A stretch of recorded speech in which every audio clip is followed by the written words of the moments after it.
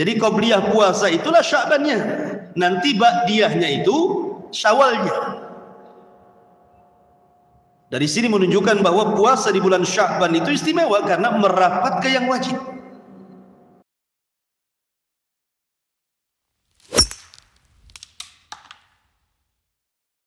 Bismillahirrahmanirrahim. Assalamualaikum warahmatullahi wabarakatuh. Alhamdulillah wassalatu wassalamu ala Rasulillah wa ala alihi wa sahbihi wa mawalah wa la hawla wa la quwwata illa billahi wa ba'du. Alhamdulillah, di malam hari ini dengan karunia Allah Subhanahu wa taala kita bisa duduk bermajlis ilmu kali di Masjid Muhajirin, karena kita masih suasana permulaan bulan Sya'ban. Maka malam ini kita akan membahas seputar hukum-hukum yang berkaitan dengan seputar bulan Sya'ban. Dan saya akan membacakan satu hadis yang merupakan patokan hukum-hukum yang kita akan bahas di bulan Sya'ban ini. Hadis ini dikeluarkan oleh Imam An-Nasa'i dari sahabat Usamah ibn Zaid radhiyallahu anhu. Dan Usamah ibn Zaid adalah putra daripada Zaid ibnul Harithah. Dan Zaid ibn Harithah adalah anak angkat Rasul sallallahu alaihi wasallam. Usamah ibn Zaid, dia berkata dan bertanya kepada Nabi sallallahu alaihi wasallam soal puasa di bulan Sya'ban. Ya Rasulullah, lam araka tasumu min syahrin minasy-syuhuri ma tasumu fi Sya'ban. Qala dzaka syahrun taghfulun nasu fi an baina Rajab wa Ramadan. Wa huwa syahrun turfa'u fihi al-a'mal ila rabbil alamin wa uhibbu an yurfa'a amali wa ana sha'im. Kata Usamah ibn Zaid, dia mengatakan, ya Rasulullah, aku tidak pernah melihat Anda berpuasa sunnah sebanyak berpuasa sunnah di bulan Sya'ban. Ada apa dengan bulan Sya'ban ini? Maka Nabi SAW menjawab, bulan Sya'ban adalah bulan yang dilalaikan manusia, karena terletak di antara bulan Rajab dan bulan Ramadan. Dan dia adalah bulan di mana seluruh amal-amal hamba-hamba diangkat ke langit. Dan saya suka ketika amalanku diangkat, saya sedang berpuasa. Inilah hadis yang kita akan bahas di malam hari ini. Ma'asyiral muslimin yang dimuliakan Allah Subhanahu wa taala. Dalam hadis ini ada 3 poin yang penting yang kita akan bahas. Pertama, ketika Nabi SAW memperbanyak puasa sunnah di bulan Sya'ban, alasan Nabi SAW karena bulan Sya'ban adalah bulan yang dilalaikan manusia. Kenapa Rasul mengatakan dilalaikan manusia? Karena Sya'ban itu terletak di antara 2 bulan mulia. Pertama bulan Rajab, satu di antara 4 bulan yang disebut dengan Ashhurul Hurum, dan itu dicantumkan dalam surah At-Taubah 36. Ketika Allah Subhanahu wa taala berfirman, "Inna iddatasy syuhuri indallahi 12 syahran fi kitabillah yauma khalaqas samawati wal ard minha arba'atun hurum." Dari 12 bulan yang Allah ciptakan, ada 4 bulan yang disebut dengan 4 bulan mulia. Kemudian Rasul mentafsirkan ayat itu dengan hadisnya. Pertama Zulqa'dah, kedua Zulhijjah, ketiga Muharram, dan ini berturut-turut. Tetapi yang satu terpisah, bulan Rajab, disebut dengan Rajabul Mudhar. Dari sini kita tahu bahwa Rajab itu bulan kemarin adalah bulan mulia, karena disebut dari 4 bulan Ashhurul Hurum. Kemudian yang kedua Ramadan. Kalau Ramadan tidak perlu diragukan lagi, karena Ramadan adalah sayyidu syuhur, pemimpinnya bulan-bulan. Banyak kemuliaan bulan Ramadan. La Sya'ban ini bukan bulan mulia, tetapi terjepit di antara 2 bulan mulia, sehingga kadang manusia itu melalaikan bulan Sya'ban karena terjepit di antara Rajab yang merupakan Ashhurul Hurum, yang kedua Ramadan yang merupakan pemimpin bulan-bulan. Makanya orang menganggap enteng bulan Sya'ban itu, padahal kadang di bulan Sya'ban jauh lebih istimewa dibandingkan amalan di bulan Rajab sendiri. Nanti kita akan jelaskan amalan apa dan seperti apa mulianya amalan di bulan Sya'ban ini.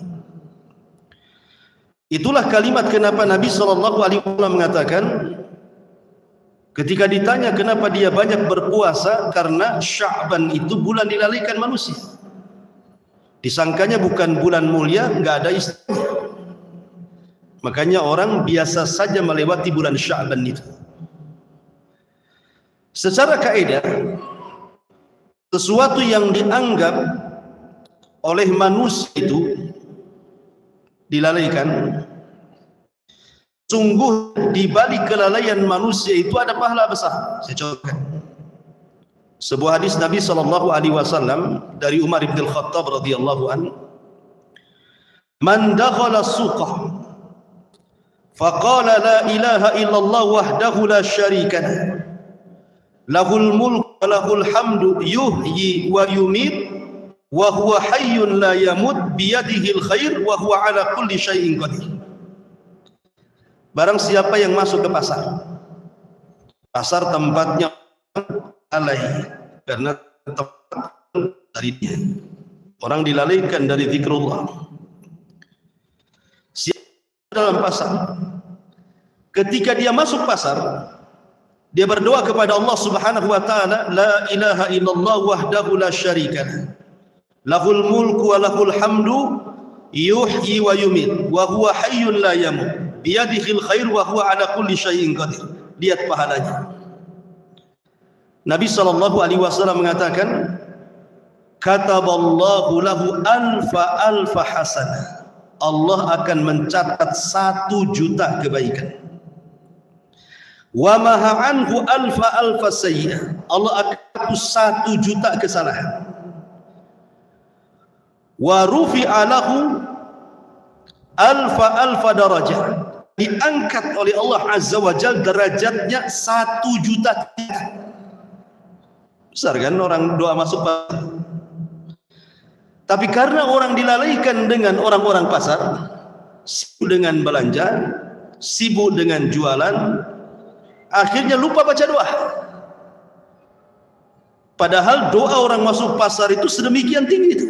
Makanya ada istilah para ulama, ibadah di orang yang melalaikannya, ibadah itu istimewa. Atau contoh yang lain, sepertiga malam akhir. Umumnya sepertiga malam akhir itu orang sedang tidur. Untuk bangun itu mikir 2 kali, kecuali ingin kencing saja kalau tidur lagi. Tetapi untuk mengambil wudhu kemudian tahajud, mengambil keistimewaan sepertiga malam akhir, jarang orang melakukannya kecuali orang yang dirahmati saja. Padahal pada sepertiga malam akhir itu Allah turun. Dalam sebuah hadis Nabi mengatakan, yang Rabbuna ila sama'id dunya fi kulli thuluthil laili akhir wa dzalika kulla lailatin. Faqala Allah azza wa jalla li 'abdihi man yaquni fa astajib lah wa man yas'alu fa utiyah astaghfiruni fa aghfir lah. Allah turun ke langit dunia pada sepertiga malam akhir. Kemudian Allah berfirman kepada hamba-hambanya setiap hari pada sepertiga malam akhir itu, siapa yang berdoa aku kabulkan, siapa yang minta aku kasih, siapa yang minta ampun ku ampuni. Tetapi siapa yang melakukan kecuali orang-orang yang dirahmati Allah azza wa jalla. Atau contoh yang lain yang lebih mudah, waktu duha. Waktu duha itu orang sedang sibuk mengejar dunia kan. Orang yang punya ladang ke ladang, orang yang punya sawah ke sawah, orang yang punya kantor ke kantor, orang yang enggak punya kantor ya nabi kantor orang gitu ya. Orang belajar, yang mengajar. Jam 7 sampai jam 12 itu sibuk orang cari dunia. Tiba-tiba kemudian Anda keluar dari kesibukan manusia ketika mengejar dunia, Anda pula kejar akhirat. Anda lakukan 2 rakaat duha. Itu pahalanya. Perhatikan Nabi sallallahu alaihi wasallam.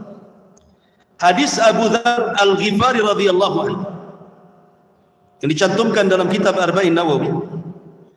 Nabi sallallahu alaihi wasallam katakan, "Yusbihu kullu sulamin min ahadikum sadaqah. Fa kullu tasbihan sadaqah, wa kullu tahmidatin sadaqah, wa kullu tahlilatin sadaqah, wa kullu takbiratin sadaqah. Wa rakaat minad duha." Apa kata Rasul? Setiap persendian dari anggota dan manusia itu wajib mengeluarkan sedekah di pagi hari. Maka alhamdulillah sedekah. Setiap ucapan la ilaha illallah sedekah. Setiap ucapan Allahu akbar sedekah. Mengajak orang kepada kebaikan sedekah. Orang dari kemungkaran sedekah. Tidak untuk cukup 2 rakaat solat duha itu sudah mewakili itu semua. Ya. Di sini waktu yang dilalaikan manusia, kalau kemudian kita beribadah kepada Allah, maka bernilai pahala besar. Lalu Syaban ini manusia, karena bukan bulan mulia. Justru terbalik gitu ya, kalau bulan Syaban terkadang orang-orang itu malah dunia karena persiapan Ramadan.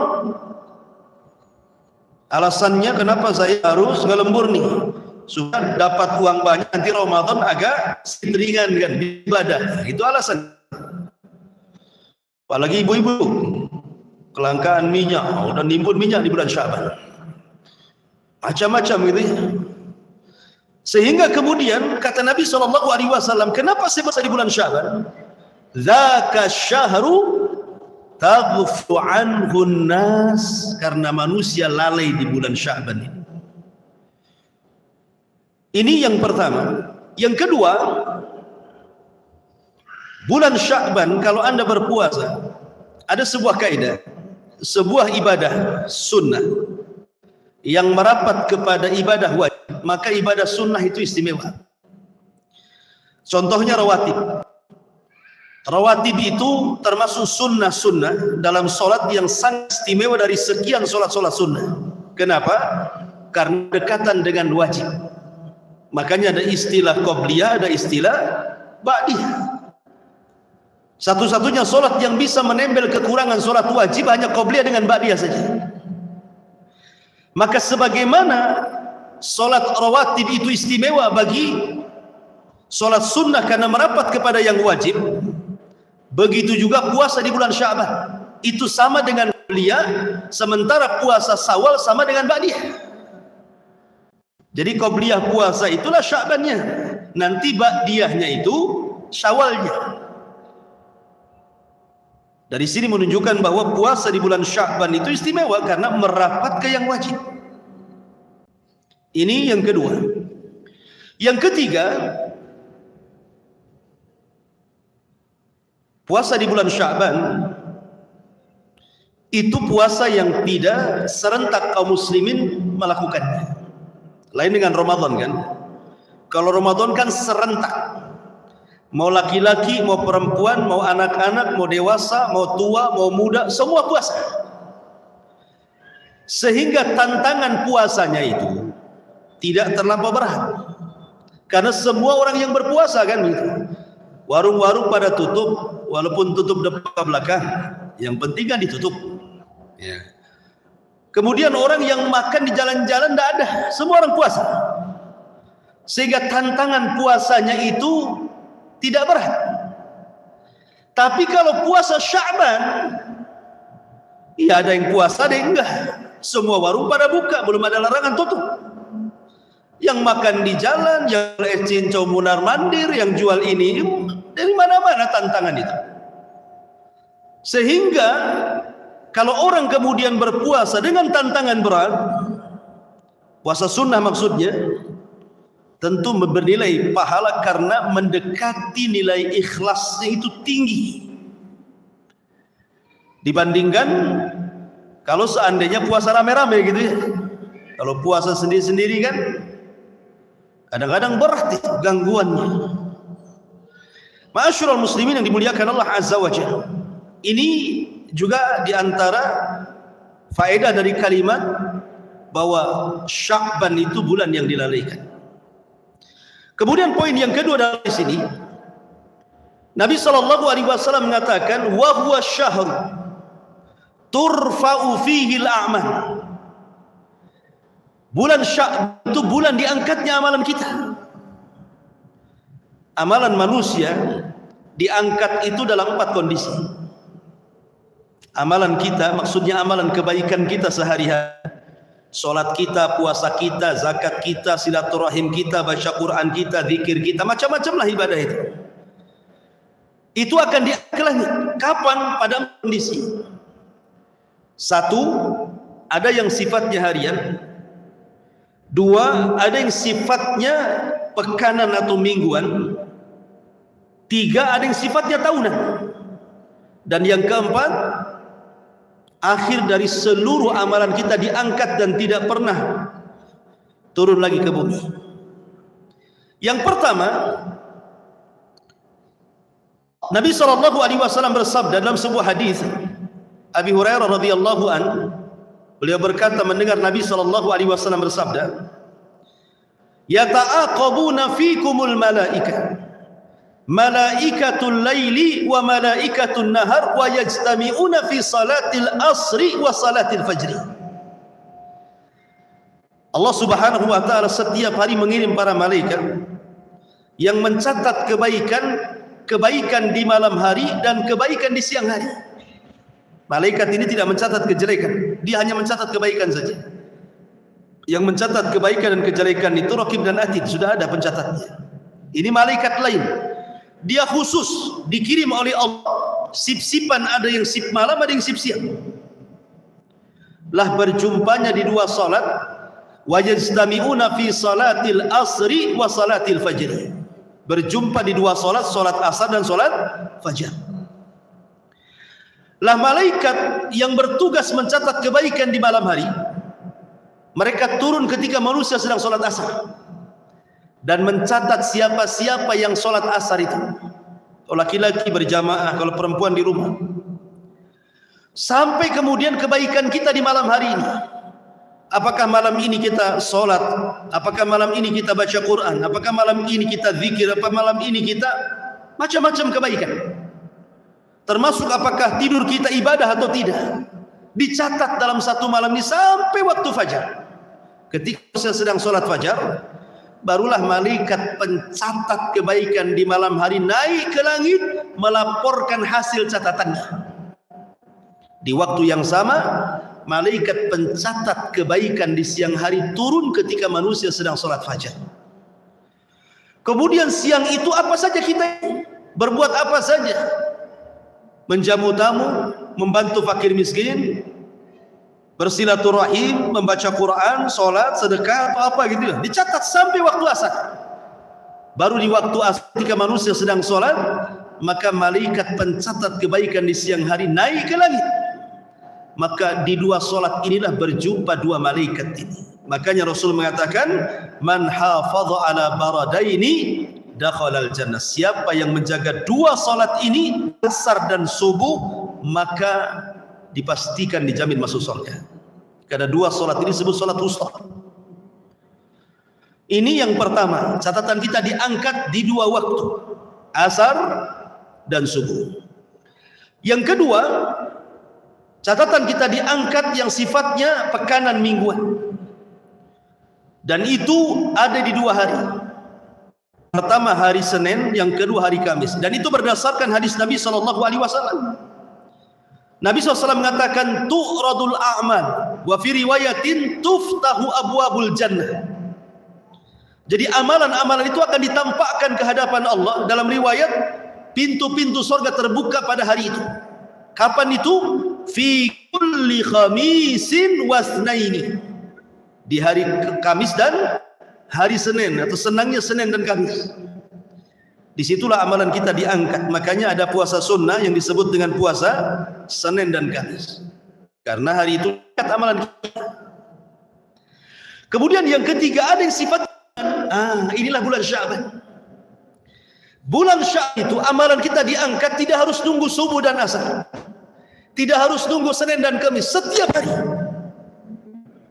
Mau pagi, mau siang, mau sore, mau malam, mau jam berapa saja, amalan kita diangkat. Karena selama bulan Sya'ban pintu langit terbuka dan amalan kita diangkat sampai ke atas. Dari sini Nabi SAW, kenapa Nabi SAW memperbanyak puasa di bulan Sya'ban itu? Alasan Rasul, wa huwa syahru turfa'u fihi al-a'mal. Karena bulan ini adalah bulan diangkatnya. Maka Nabi SAW memilih ibadah puasa. Apa yang dipilih ibadah puasa? Kenapa tidak ibadah yang lain? Pertama, karena Sya'ban itu muqaddimah Ramadan. Makanya Nabi SAW memilih ibadah puasa. Karena Ramadan itu ibadah yang paling sentral adalah puasa. Kalau sholat 5 waktu ya sudah jelas kan gitu. Kalau Ramadan kan identik puasa. Makanya Nabi SAW memilih Sya'ban ibadah pokoknya puasa. Maksudnya ibadah sunnahnya. Karena muqaddimah masuk Ramadan. Orang kalau terbiasa puasa di bulan Sya'ban, ringan dia puasa di bulan Ramadan. Orang yang tidak pernah puasa Sya'ban ataupun 1 tahun tidak pernah puasa, berat puasa Ramadan. Sehingga harus melawan rasa lapar, dahaga gitu ya, karena jarang puasa. Makanya dipilih ibadah puasa.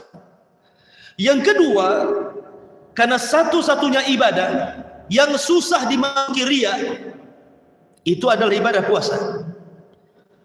Ibadah yang bisa mentarbiah hati itu adalah ibadah puasa. Makanya kenapa di dalam Al-Quran ketika Allah Subhanahu wa ta'ala memerintahkan puasa, apa kata Allah? Kutiba alaikumul kama kutiba alal ladzina min qablikum ya ayyuhalladzina amanu kutiba alaikumus siyam kama kutiba alal ladzina min qablikum la'allakum tattaqun. Wahai orang-orang yang beriman, diwajibkan atas kalian berpuasa sebelum kalian diwajibkan berpuasa.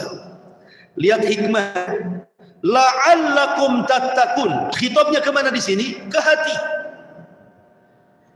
Allah tidak mengatakan sebagaimana puasa diwajibkan kepada umat sebelum kalian supaya kalian lapar, tidak. Supaya kalian haus, tidak juga. Supaya kalian merasakan orang miskin tidak akan dan mereka haus, tidak juga. Tapi Allah katakan la'allakum tattaqun, ditembuskan ke dalam hati supaya kalian takwa. Takwa itu di mana letaknya? Rasul katakan at-taqwa hahuna. Takwa itu di sini. Maksud hati. Jadi khitabnya puasa itu ke dalam hati. Makanya satu ibadah bisa mentarbiah hati itu puasa. Lain dengan solat. Allah mengatakan inna salata tanha anil fahsya wal munkar. Kalau solat menahan ucapan kotor, fahsyah, mungkar, perbuatan fasik. Tapi puasa itu masuk ke jantung hati orang, la'allakum tattaqun. Sehingga puasa mentarbiyah hati. Dan ibadah satu-satunya yang susah dimasuki ria, bukan berarti tidak bisa ria, bisa, tetapi agak sulit ria masuk, itu orang yang puasa. Kalau sholat nampak gerakannya, bisa ria. Sedekah nampak uangnya dipegang, bisa ria. Haji apalagi. Kalau puasa mau ria gimana? Oh, yang puasa dengan yang enggak puasa jalan sama saja. Bahkan lebih kuat yang puasa kadang-kadang. Gimana cara rianya? Ini meludah terus, lagi sariawan. Bisa saja lagi puasa, lagi sariawan dia. Apa coba ciri orang berpuasa? Susah menyirikan orang yang berpuasa. Oh itu mulutnya ini Ustaz agak bau, bisa saja habis makan jengkol. Apalagi susah mau nyirikan orang puasa itu susah, kecuali dia ngaku maaf saya lagi puasa, baru tahu dia puasa. Coba dia diam, kalau diam dia nggak tahu. Dari sinilah maka kenapa Nabi SAW memilih ibadah puasa, karena ibadah puasa itu lebih ikhlas dibandingkan ibadah yang lain. Makanya Nabi mengatakan dzaka syahru turfa'u fihi al-a'mal. Karena puasa adalah amalan yang mentarbiyah hati. Aku ingin ketika amalanku diangkat, aku sedang berpuasa, kata Rasul. Wa uhibbu an yurfa'a bi wa ana sha'im. Dan aku suka kalau amalanku diangkat, aku sedang puasa. Itulah kenapa ibadah puasa yang dipilih oleh Nabi SAW. Ma'asyiral muslimin yang dimuliakan Allah Azza wa Jalla. Kemudian yang terakhir amalan kita diangkat. Yang keempat kapan? Dalam Bara Azib radhiyallahu an, saat ruh dicabut. Amalan kita diangkat di bawah ruh. Jadi ruh itu diangkat malaikat, amalannya di bawahnya ngikut sampai ke atas. Kemudian ketika berjumpa dengan Allah, ruhnya orang yang beriman, apa kata Allah? Kembalikan ruh ke dalam jasadnya, tapi catatannya naikkan ke Illiyin. Dan itu catatan akhir Allah angkat ke langit. Inilah 4 kondisi catatan kita diangkat. Tetapi masalahnya begini ikhwan, ada orang-orang yang dari Ramadan tahun kemarin sampai Sya'ban tahun ini amalannya nggak diangkat. Jadi ada orang-orang yang dari Ramadan tahun kemarin sampai Sya'ban, padahal 1 tahun itu Anda mungkin sedekah, berbuat baik, macam-macam lah, mengaji gitu ya. Tapi tidak akan pernah diangkat oleh Allah Azza wa Jalla. Kasihan sekali, siapa mereka? Dalam sebuah hadis ini menjadi perbincangan para ulama, ada yang mensahihkan dan ada yang mendhaifkan. Tetapi Syekh Nasiruddin Al-Albani rahimahullahu taala mensahihkan hadis ini dan diletakkan dalam Sahihul Jami'. Beliau mencantumkan hadis ini dan mengatakan hadis ini sahih. Walaupun sebagian ulama melemahkan. Nabi SAW bersabda begini bunyinya. Inna Allah yattali'u ala khalqi fi nisbin minas sya'ban fayaghfiru li jami'i khalqihi illa li musyrikin aw musakhid. Kata Nabi SAW, Allah Subhanahu wa taala akan melihat amalan hambanya pada pertengahan bulan Sya'ban, atau dengan istilahnya nisfu Sya'ban. Maka Allah Subhanahu wa taala akan mengampuni seluruh dosa-dosa orang yang beriman kecuali 2 orang. 2 orang ini tidak akan diampuni dan tidak diangkat amalannya. Hati-hati 2 orang ini. Siapa mereka? Kata Nabi SAW, illa li musyrikin. Pertama orang musyrik, yang kedua musakhin. Orang musakhin. Apa musakhin ini? Kalau musyrik ma'ruf, orang yang menyekutukan Allah Subhanahu wa taala, datang ke dukun, percaya kepada tangkal, percaya kepada batu aki ini, minta-minta di kuburan, bernazar, atau syirik kecil seperti riya, sum'ah, bersumpah kepada selain Allah, macam-macam. Itulah syirik. Dan syirik ini kenapa tidak diangkat? Karena bisa melebur amal. Makanya Allah Subhanahu wa taala mengatakan la in asyrakta la yahbatanna 'amaluka wa la takunanna minal khasirin. Kalau engkau melakukan kesyirikan, hancur lebur amalan kalian dan kau termasuk orang yang merugi. Nah, kalau hancur amalannya, apa yang mau diangkat? Enggak ada gunanya. Karena syirik itu menggugurkan amal. Walaupun anggaplah syirik kecil, masih ada sisa amalnya, tetap tidak akan diangkat selama dia tidak mentauhidkan Allah dan memurnikan ibadah kepada Allah Azza wa Jalla. Kemudian yang kedua, musakhin. Musakhin itu diambil dari kata sahna. Sahna itu orang yang dalam hatinya ada hasad, dengki, dan suka memutus silaturahim. Sebenarnya kalau ada orang yang berbicara, nantilah kita maaf-maafan itu kalau sudah Idul Fitri. Sebenarnya waktu maaf-maafannya sekarang ini, supaya amalan kita diangkat. Karena hati yang penuh dengan hasad dan dengki ini disabdakan oleh Nabi SAW, iyyakum wal hasad, fa innal hasada ya'kulul hasanah kama ta'kulun narul khatab. Hati-hati kan dengan hasad, karena hasad ini bisa menghilangkan kebaikan-kebaikan sebagaimana api membakar kayu bakar. Coba ada kayu bakar, datangkan api, kira-kira jadi apa tuh kayu bakar itu? Pasti jadi debu. Lah sebagaimana ketika ada kayu bakar dibakar kemudian jadi abu, begitulah kebaikan yang digerogoti oleh hasad dan dengki itu. Kalau seandainya kebaikan itu digerogoti oleh hasad dan dengki, lalu apa yang diangkat? Seandainya pun tersisa, tetap tidak akan diangkat. Makanya kenapa Nabi SAW mengatakan, menyamakan antara musyrik dan musakhin, orang yang pendengki hasad dan suka memutus silaturahim. Makanya di bulan Sya'ban ini jangan sampai seseorang itu bermasalah dengan orang tuanya, bermasalah dengan saudaranya, bermasalah dengan kerabatnya, bermasalah dengan tetangganya umpamanya. Sudah 1 bulan ini lepaskan hati-hati itu, karena ini bulan salamatus sadri, bulan di mana kita disuruh selamat hatinya. Innallaha la yanzuru ila suwarikum wala ila amwalikum walakin yanzuru qulubikum wa a'malikum. Allah tidak melihat bentuk rupa kalian atau harta kalian, yang Allah lihat hati kalian. Jadi bulan Sya'ban itu sebenarnya amalan yang lebih tinggi dibandingkan hanya sekedar berpuasa. Kalau orang berpuasa tetapi masih ada kedengkian, percuma puasanya, karena nggak akan diangkat. Kalau orang sholat, kemudian sedekah, kemudian baca Quran, berzikir, tapi masih memutus silaturahim dengan keluarganya, percuma ibadah-ibadahnya. Jadi sebenarnya ibadah inti di bulan Sya'ban itu salamatul lisan wa salamatus sadri. Berusaha untuk selamat lisannya dan selamat hatinya. Apa maksudnya?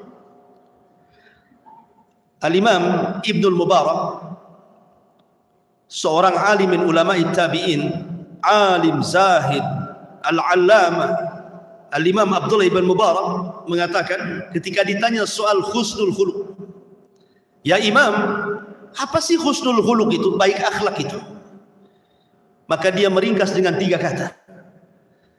Kalau anda ada pada 3 kata ini, memang baik akhlaknya. Pertama, kata beliau, kaful adha. Yang kedua, badlun nadha. Yang ketiga, talaqatul wajhi. Pertama, kaful adha. Kaful adha itu artinya berusaha tidak menyakiti orang. Dengan lisannya dia tidak menyakiti, dengan perbuatannya tidak menyakiti, termasuk dengan hatinya tidak menyakiti orang. Bagaimana hati bisa menyakiti orang? Ya dengan cara suudon umpamanya. Nah, sekarang ini kan zaman-zaman suudon nih. Ini seseorang, contoh nih, kan alat komunikasi kayak handphone nih, gara-gara umpamanya WA atau telepon tidak dijawab, kadang WA-nya hari ini dijawabnya bulan depan gitu ya umpamanya kan. Itu sudah suudon kita ini sama orang. Apa ini? Gitu kan gitu ya. Ini kan sudah jahat hati ini sebenarnya. Alat komunikasi ini membuat kotor hati sebenarnya. Ma'asyiral muslimin yang dimuliakan Allah Azza wa Jalla, apalagi istri antum enggak dibalas saja salah tuh, langsung sudah gitu ya. Jadi itulah disebut kaful adha namanya. Kaful adha itu artinya lisan, perbuatan, hati tidak menyakiti orang. Dan di bulan Sya'ban ini jangan sampai. Makanya kenapa Rasul mengatakan al-muslimuna man salimal muslimuna min lisanihi wa yadi. Seorang muslim itu dikatakan muslim kalau muslim yang lain selamat dari lisan dan tangannya.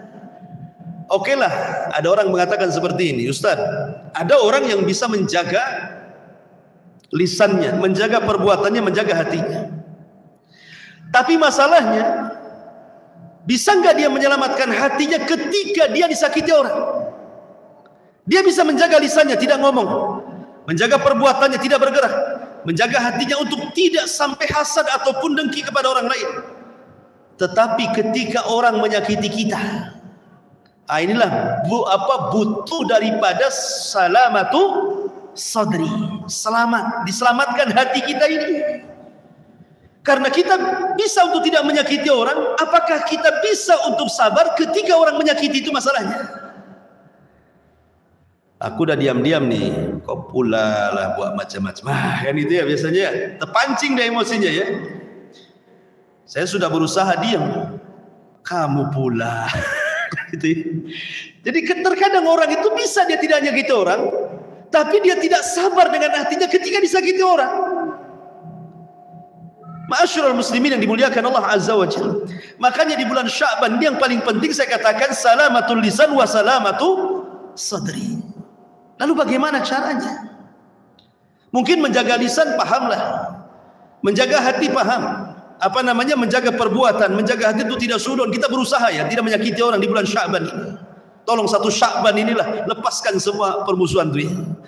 Tapi apakah Anda bisa melawan ketika Anda menyakiti? Ada orang memfitnah Anda, menghina Anda, menggibah Anda, umpamanya. Maka di sini perlu kaedah bagaimana melayani orang supaya tidak sakit hati. Yang pertama, ulama mengatakan supaya Anda tidak mudah sakit hati, samakan orang yang memuji dengan yang mencela. Hati orang mulia tidak akan berubah. Anda mau puji saya, silahkan. Mau mencela saya juga, silahkan. Maka samakan siapapun yang mencela ataupun yang memuji, sama saja. Jangan pula ketika memuji besar kepala, ketika mencela sakit hatinya. Bagi kita pencelaan dan pujian itu bukan rezeki. Maksudnya begini, apakah kalau seandainya Anda memuji saya jadi panjang umur? Ataukah ketika Anda mencela saya jadi pendek umur? Ataukah ketika Anda memuji saya jadi kaya? Ataukah ketika Anda mencela saya jadi miskin? Tidak. Pujian dan celaan bukan rezeki. Sebab kalau seandainya ucapan manusia itu rezeki, tentu orang yang paling cerewet paling kaya. Maka camkan itu, ucapan manusia bukan rezeki. Dia tidak menambah usia, tidak mengurangi usia, tidak menambah harta, tidak mengurangi harta. Sudah dicatat di Lauhil Mahfuz. Maka jadikan ucapan manusia sama saja. Anda mau mencela, memuji, silahkan. Ini yang pertama. Yang kedua, orang yang sedang marah kepada kita, itu hakikatnya ada api dalam hatinya. Jangan sampai api yang membakar hatinya Anda pindahkan api itu ke hati Anda. Kalau seandainya api, bara api yang sedang membara kepada orang yang tidak suka dengan Anda pindahkan pula ke hati Anda, maka tidak ada bedanya Anda dengan dia. Mana yang baik, mana yang tidak baik, tidak beda. Lalu siapa Anda dengan dia? Justru ketika Anda biarkan api itu membakar dia tanpa mengambil api itu memasukkan ke hati kita, di sini terbedakan mana yang baik, mana yang buruk. Liyamizal khabitha minat thayyib. Akan terbedakan mana orang baik, mana orang jahat. Biarkan saja dia yang terbakar. Biarkan dia marah, biarkan dia ghibah, biarkan dia fitnah, dalam hak sendiri. Ma'asyiral muslimin yang dimuliakan Allah Azza wa Jalla. Yang ketiga, kata para ulama, manusia tidak akan selamat dari ucapan manusia sampai kiamat. Sejak Adam alaihi salatu wassalam diciptakan, manusia sudah bicara. Dan ketika ada orang yang membicarakan kita, hakikatnya Allah tidak membuat dia bicara untuk membicarakan kita dari mulai dia lahir sampai dia meninggal. Tidak. Mungkin sekali-kali karena tidak suka dengan kita, dia bicara tentang kita. Tapi kebanyakan bicara dia itu bicara lain. Mungkin bicara bisnis, mau urusan keluarga dia, urusan anak dia, kan gitu ya. Mungkin membicarakan kita ini ya sewaktu-waktu. Peganglah sebuah kaidah. Dalam surah Luqman, Allah Subhanahu wa taala berfirman, "Inna ankaral aswat la sautul hamir." Sesungguhnya seburuk-buruk suara itu adalah suara keledai. Baca surah Luqman, Allah mengatakan seburuk-buruk suara keledai. Pertanyaannya, siapa yang menciptakan keledai? Allah. Siapa yang menciptakan suara keledai? Allah juga. Siapa yang mengatakan seburuk-buruk suara keledai? Allah juga. Lalu kenapa Allah menciptakan keledai, menciptakan suara keledai, habis itu Allah mengatakan seburuk-buruk suara keledai? Apa hikmahnya? Kata ulama bahwa ada orang-orang yang diciptakan seperti keledai. Dia diciptakan oleh Allah, suara dia Allah yang ciptakan. Tapi dia kemudian memfitnah, menggibah, mengini, dan itu adalah seburuk-buruk suara. Jadi kalau ada orang memfitnah antum, anggap keledai, gitu maksudnya. Paham ya? Ya. Selesai. Selesai kan gitu ya. Orang yang beriman itu senang. Ya. Karena Allah menciptakan seperti itu. Nggak mungkin Quran tidak ada hikmahnya. Ya. Ini yang keberapa? Yang ketiga, yang keempat. Ma'asyiral muslimin yang dimuliakan Allah Azza wa Jalla, sebuah kaidah mengatakan ridha nas ghayatul la tuhsa. Mencari keridhaan orang itu sesuatu yang mustahil dicapai. Orang berbuat baik pasti ada orang enggak suka, apalagi berbuat jahat. Muhammad sallallahu alaihi wasallam, nabi kita, kurang apa akhlaknya? Allah puji dalam Al-Qur'an, wa innaka la'ala khuluqin azim.